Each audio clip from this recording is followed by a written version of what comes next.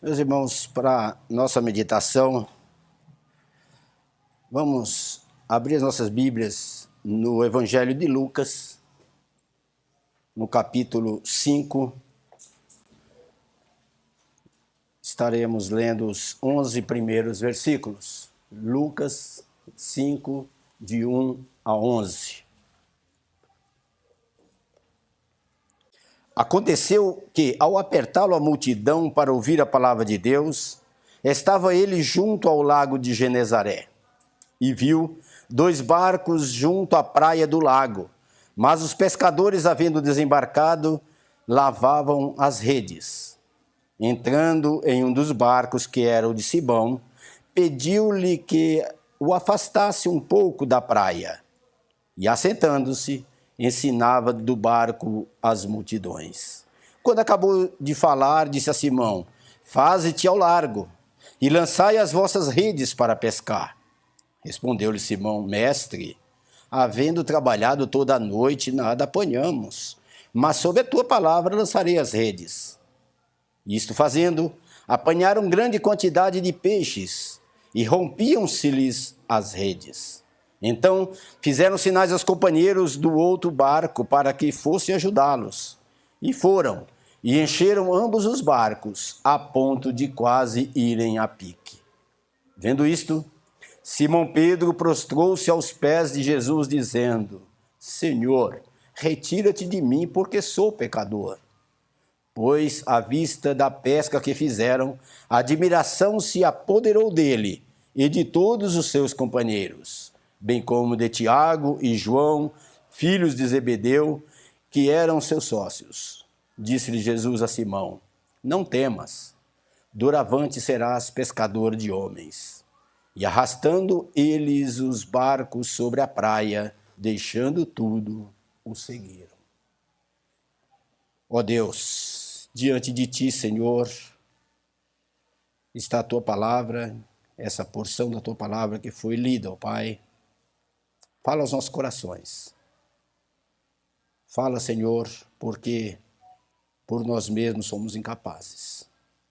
Mas que a tua palavra possa trazer conforto, possa trazer consolo, possa trazer também, ó Pai, vontade cada vez mais de te servir.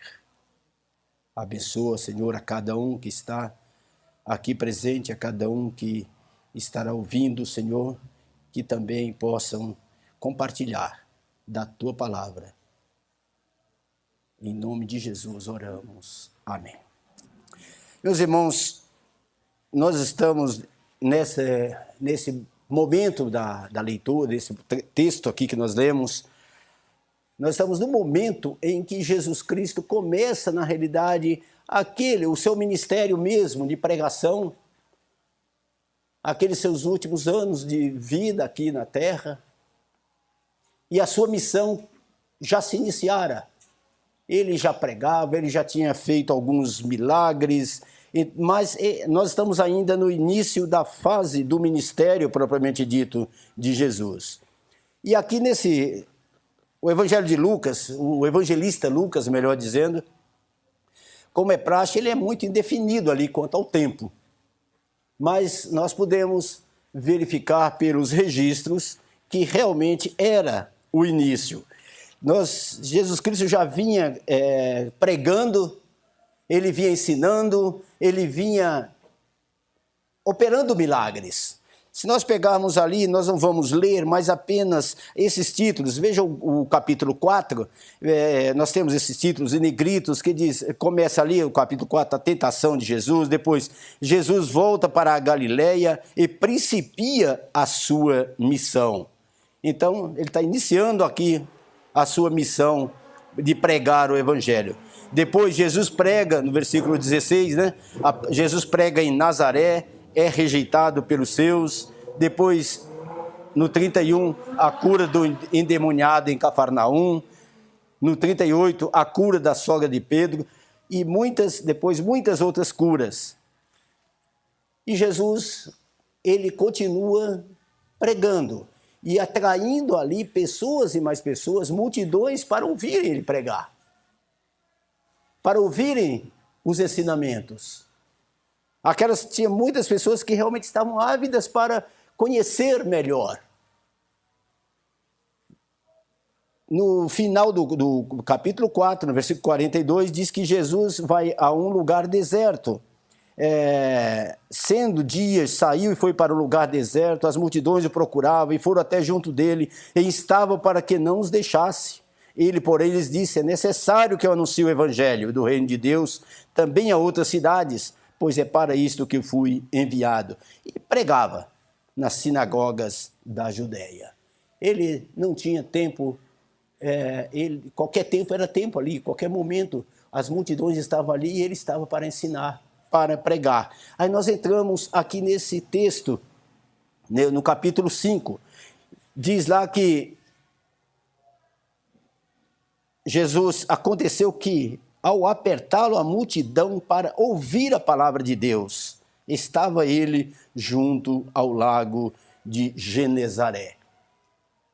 Veja bem, já nas primeiras horas da manhã, tinham pessoas já atrás dele, querendo acompanhá-lo, estar com ele, porque queriam realmente ouvir a palavra de Deus.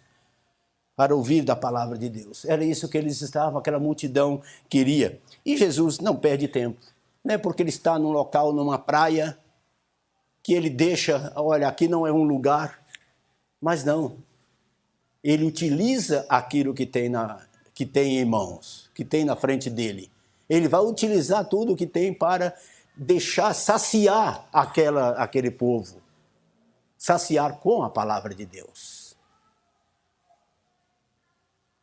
Nesse momento, Jesus ainda não tinha nem sequer comissionado os seus discípulos, os 12, que mais tarde veriam ser os apóstolos. Ele ainda não havia comissionado todos.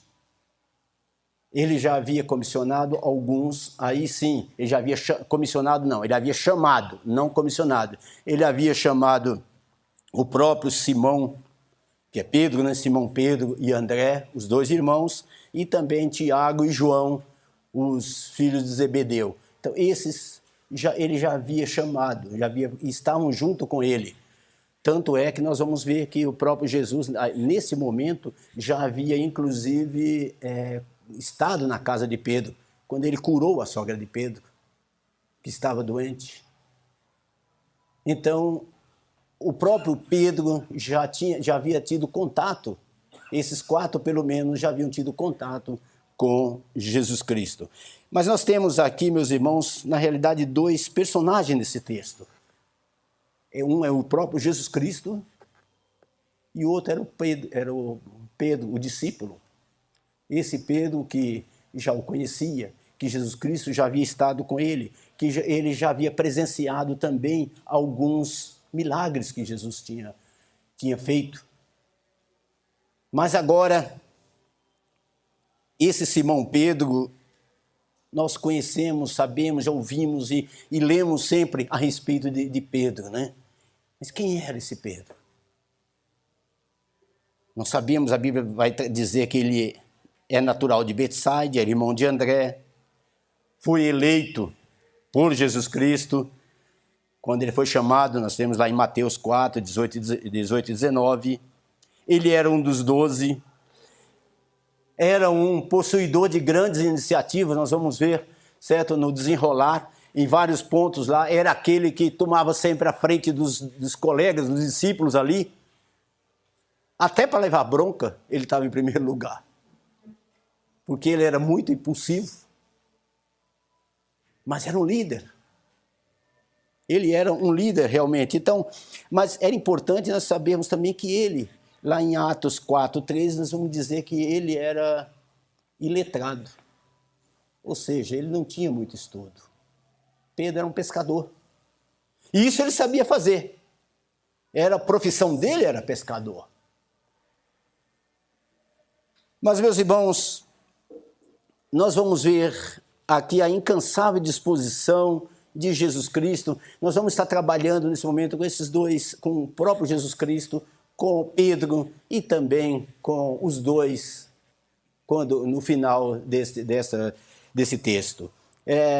Então nós vamos ver primeiro sobre Jesus Cristo e a incansável disposição de Jesus Cristo em fazer boa obra.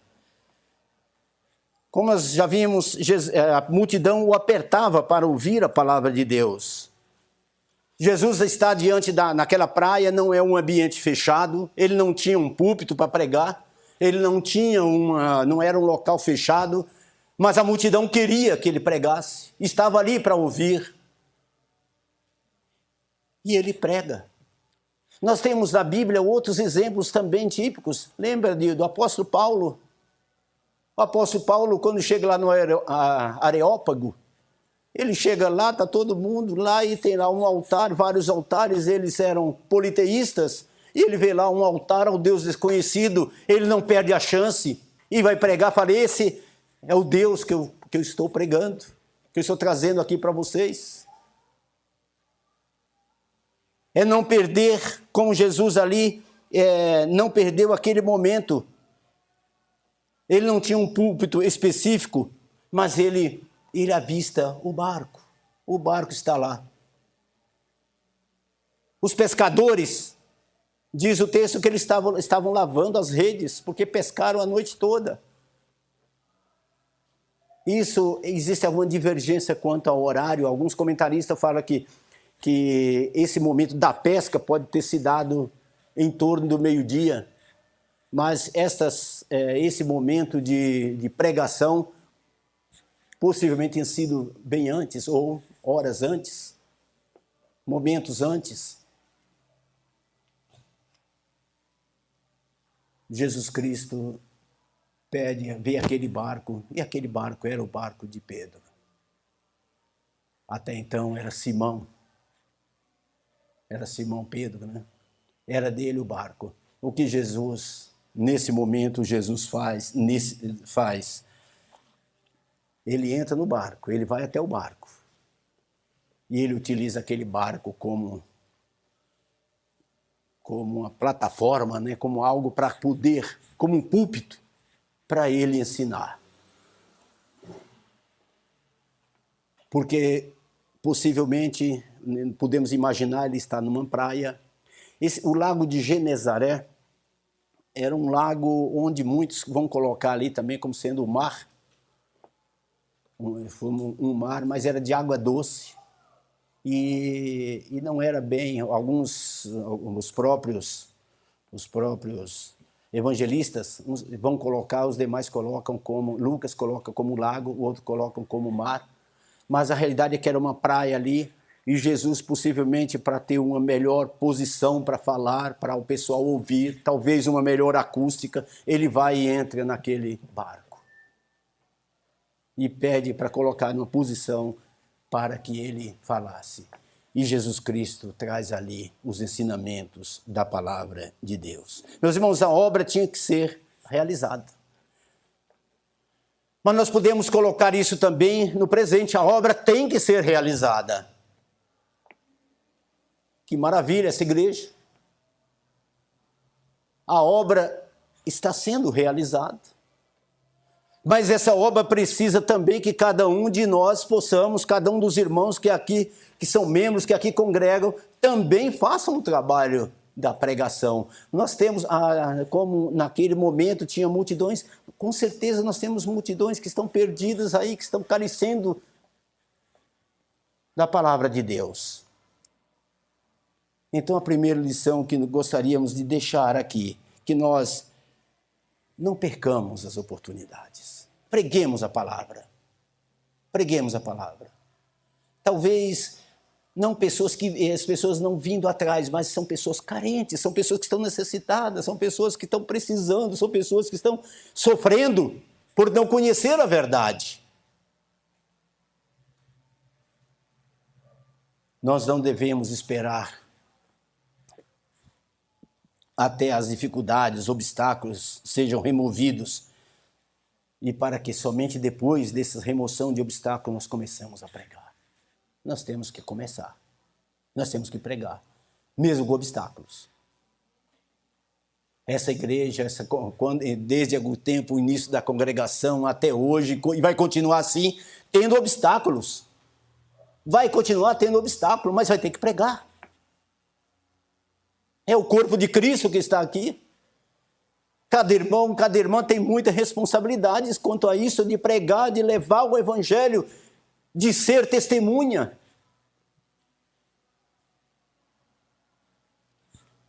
Por vezes também nós não vamos encontrar um local apropriado para iniciar um trabalho. Jesus Cristo não tinha um local aconchegante, mas ele teve criatividade. Existe um ditado que diz: se não fazemos tudo o que desejamos, façamos tudo o que podemos. Isso é importante. Às vezes a gente quer, olha, que bom que seria se tivesse essa igreja aqui maior, se tivesse não sei o que lá, se tivesse com isso.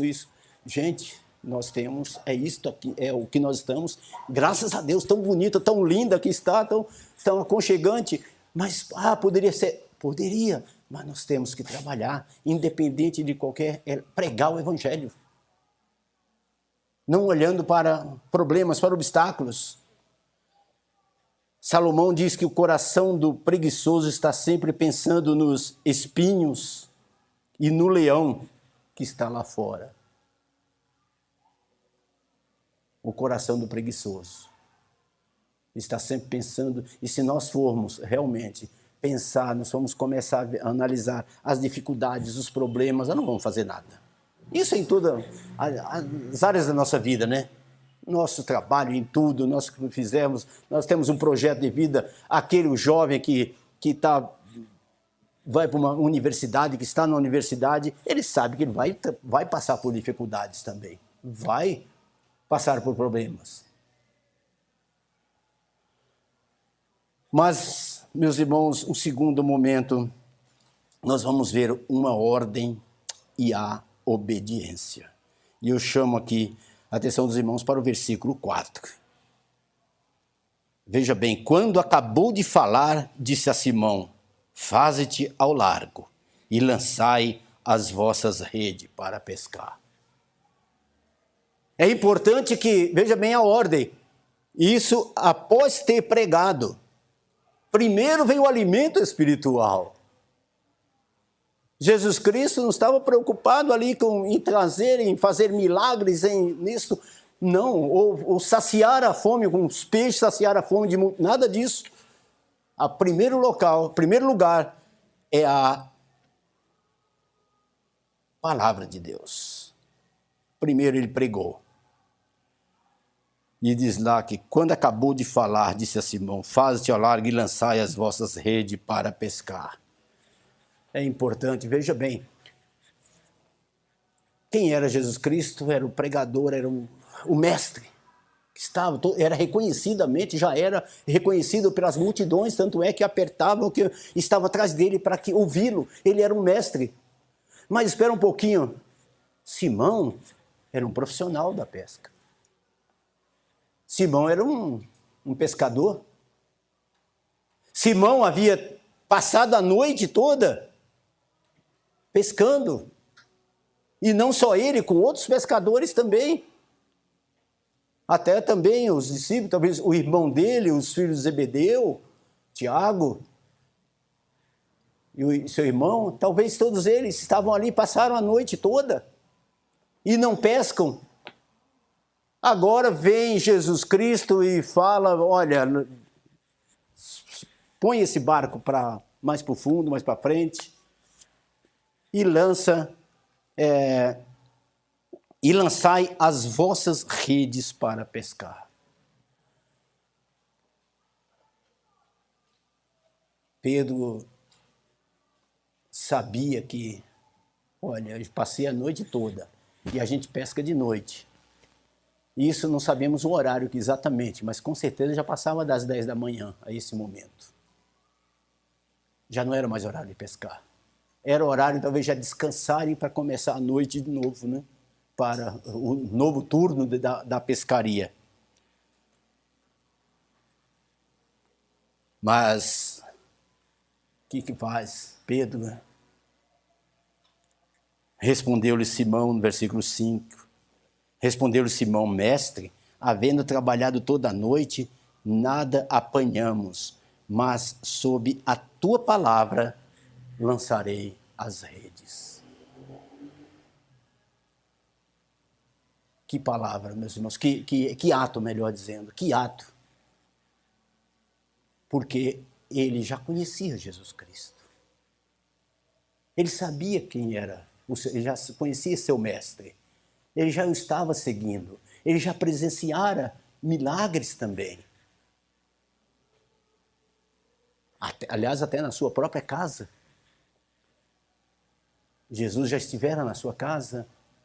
Agora ele fala, olha, não tem, tudo bem, mas sobre a tua palavra nós passamos a noite toda lá pescando, já não pegamos nada. Não pescamos nada. Mas sobre a tua palavra nós vamos lançar as redes. Meus irmãos, um ato de obediência. Era o mestre que mandou fazer isto.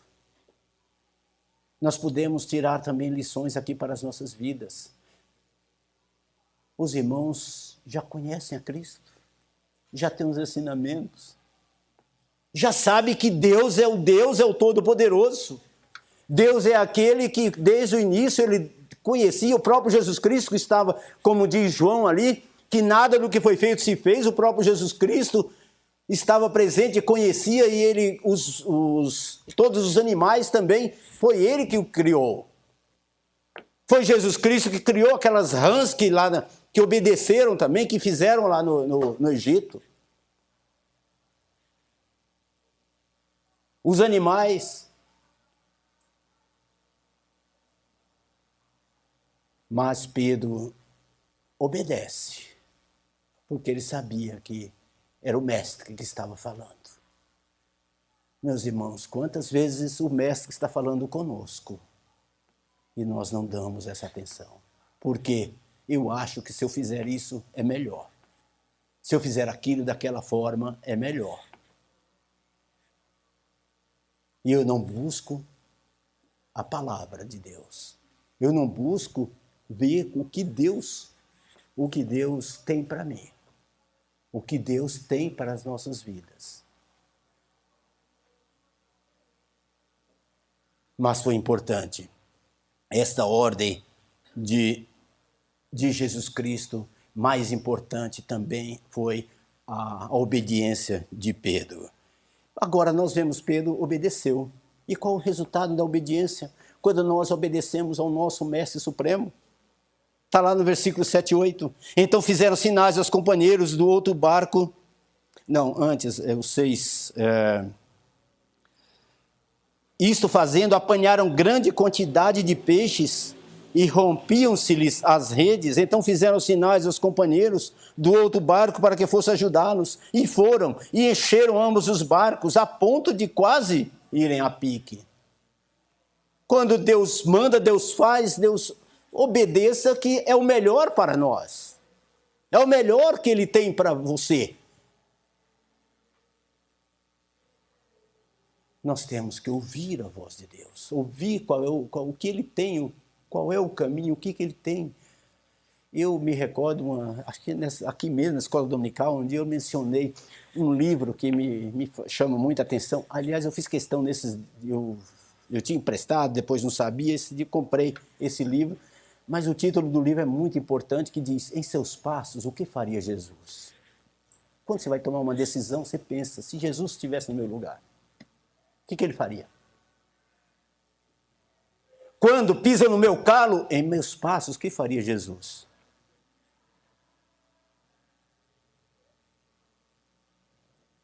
É muito importante nós sabermos o que Deus tem para nós, o que Ele quer que nós façamos, porque a palavra de Deus está aí para nós conhecermos a Deus, para termos os ensinamentos que nós precisamos.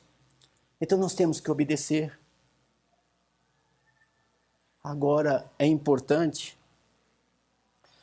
veja bem, o Pedro naquele momento, Pedro era um bebê, espiritualmente falando. Há pouco tempo que ele estava com o mestre, ele já, como eu falei, que ele já havia presenciado. Mas naquele momento ele era como se fosse um bebê na fé.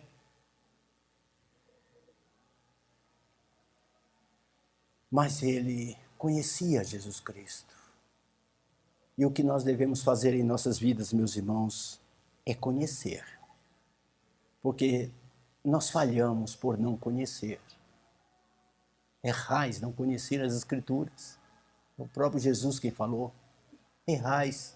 Nós precisamos conhecer as Escrituras. Nós precisamos estudar. Nós precisamos estar em comunhão. Nós precisamos estar alertas, meus irmãos, com a palavra de Deus, porque é ela quem vai falar aos nossos corações.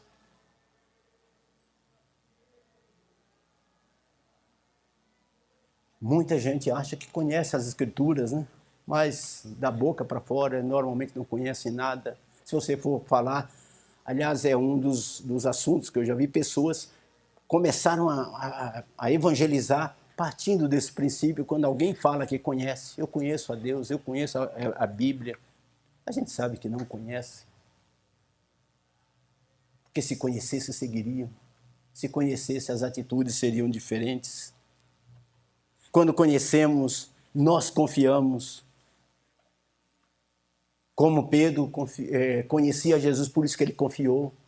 E nós corremos muitas vezes o risco, meus irmãos, de obedecer a alguém que nós não conhecemos. De confiar em alguém que nós não conhecemos. Aí a tragédia está feita. Aí a tragédia está feita. E como que eu vou conhecer? Conhecendo as Escrituras, conhecendo mais e mais. É através da palavra de Deus, é estudando, é que nós vamos saber, é que nós vamos conhecer, ter firmeza doutrinária, firmeza espiritual, é conhecendo, é estudando, é estando com os irmãos, é estando participando ativamente.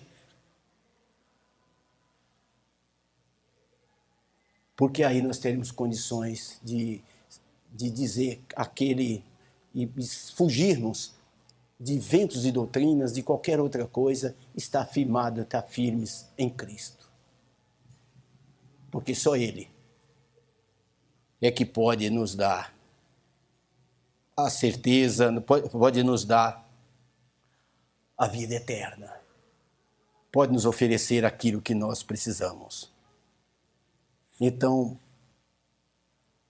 alguém pode perguntar, mas por que eu preciso conhecer a Deus? A resposta é bem clara. Se nós pegarmos a primeira fase da Bíblia, nós não precisaríamos de mais nada. Como é que diz lá no princípio, o primeiro versículo, no princípio criou Deus os céus e a terra. Veja bem, no princípio, quem criou foi Deus.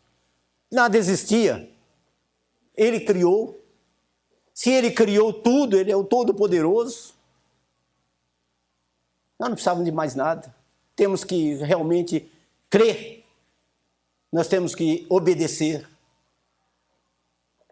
Mas já seria o suficiente. E para nós cristãos, realmente, isso para nós é muito forte, né? Nós realmente temos essa certeza, porque nada foi criado por si mesmo, e nada é criado por si mesmo, porque Deus cria. O ser humano, com a ciência, com tudo, jamais vai criar uma vida, por exemplo, dar a vida, o fôlego da vida. Mas ainda nós vamos ver o versículo 8, meus irmãos. No versículo 8 diz que, vendo isto, Simão Pedro prostrou-se aos pés de Jesus, dizendo: Senhor, retira-te de mim, porque sou pecador. Essa convicção, meus irmãos, expressa por Pedro, quando convencido de que no barco havia alguém maior do que qualquer homem que estivera com ele antes. Pedro está convencido que aquele que estava com ele era capaz de operar muitos milagres, como acabara de operar milagres. Pedro expressa então esses primeiros sentimentos de ser humano quando tem um contato íntimo com Deus. Quando aceitamos a Jesus Cristo, a primeira coisa que nós fazemos é exatamente isso, é reconhecer, como disse Pedro, e dizer: retira-te de mim, Senhor, porque sou pecador. Era essa a primeira vontade: olha, eu não mereço, sabe? Retira de mim, eu sou fraco, eu sou frágil, eu sou pecador, eu sou falho.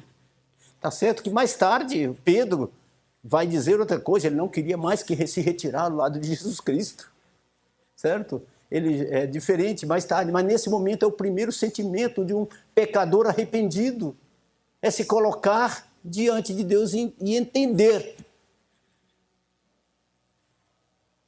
E entender a sua condição, que se não for por Deus, realmente está tudo perdido.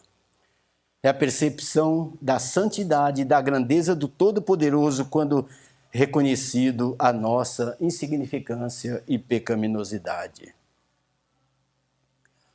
A semelhança de Israel no Monte Sinai, a linguagem também de quem recebe ali, quando nós vemos lá no Monte Sinai, ali no Antigo Testamento, no livro de Êxodo, nós vamos ver ao povo de Israel, quando Moisés recebe os 10 mandamentos, o povo diz: fala-nos tu, falando para Moisés, fala-nos tu e te ouviremos, porém não fale Deus conosco, para que não morramos. Esse sentimento de culpa que nós temos, mas esse sentimento de culpa que é retirado porque Deus, o próprio Jesus Cristo, pagou por esses nossos pecados, pagou lá naquela cruz, esses pecados, dando-nos a salvação, dando-nos a vida eterna. Aquela cruz maldita que faria, se fosse eu, faria jus estar lá, se fosse qualquer um de nós, mas foi o nosso Salvador Jesus Cristo, que andava fazendo o bem, que andava pregando, que andava operando milagres.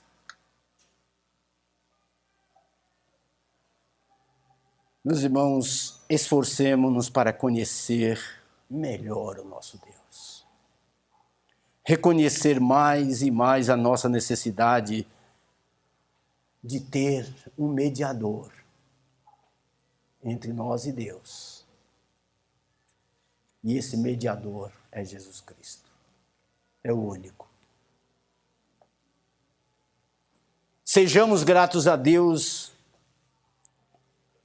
porque em Jesus temos não um mediador, mas nós temos o mediador, porque é o único. Não existe outro. Não existe outro. E nós temos o privilégio de termos as Sagradas Escrituras, onde nós podemos estudar, onde nós podemos meditar. Nós temos também o privilégio de termos a Igreja de Cristo, onde ela acolhe os seus fiéis, acolhe os seus filhos, onde nós temos a harmonia de uma família. Conheçamos e tenhamos isso nas nossas mentes, que nós precisamos conhecer melhor o nosso Deus. Cada dia que passa, nos colocando, reconhecendo que somos pecadores, reconhecendo que Jesus Cristo é o mediador, não existe outro. Concluindo, meus irmãos,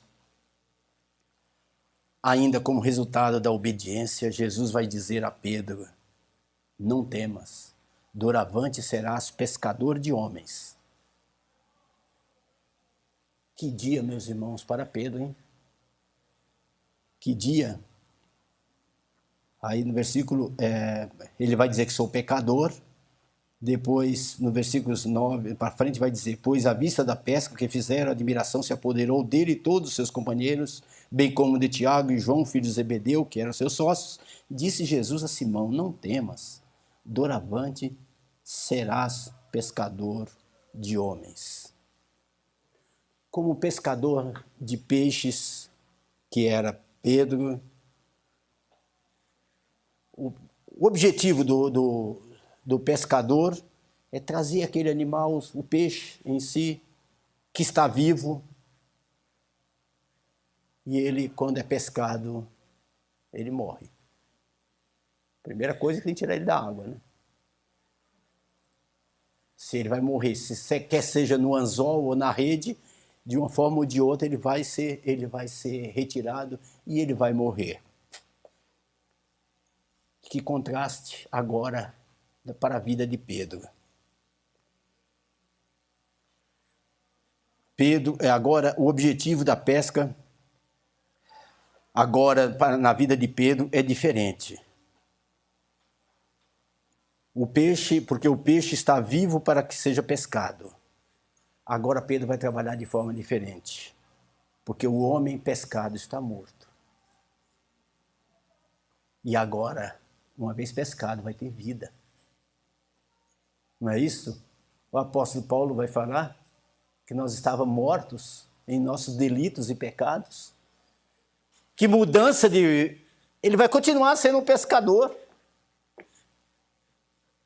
Agora, com certeza, a sua pesca também para a sua manutenção, para a sua família, ele também continua, mas ele agora tem mais uma incumbência. Ele vai ser pescador de homens.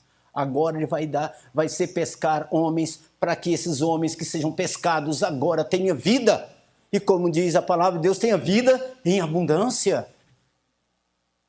Porque Jesus Cristo, aquele mesmo Jesus Cristo que estava com ele ali, que operou o milagre, é que está falando para ele, não é outra pessoa, não é ninguém, não é um companheiro, não é um colega, mas falou, olha, doravante você vai ser pescador de homens. A responsabilidade é grande dele agora. Meus irmãos, cada um de nós temos que ser pescadores de homens, porque nós temos a incumbência de levar a palavra de Deus, nós temos a incumbência de transmitir, nós temos a incumbência a todo momento, prega a palavra, diz o apóstolo Paulo, né? A tempo, a fora de tempo, prega.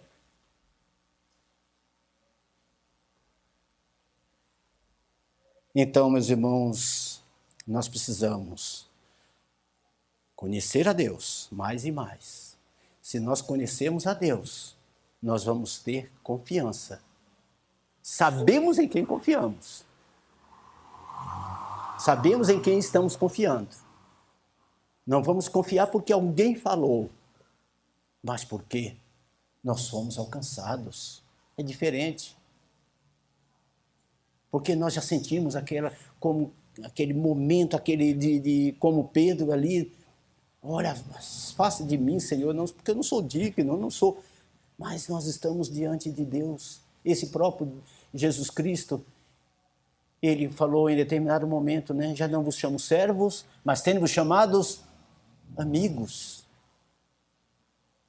É a intimidade de Jesus para com o seu povo, para com os seus escolhidos. Então, o conhecimento, a confiança e a obediência. São esses 3 pontos importantes que nós temos que ter nas nossas vidas. E agora, meus irmãos, com tudo isso, vamos cantar o hino que diz: achei um bom amigo, Jesus, o Salvador, o escolhido dos milhares para mim. Vamos cantar com entusiasmo esse hino.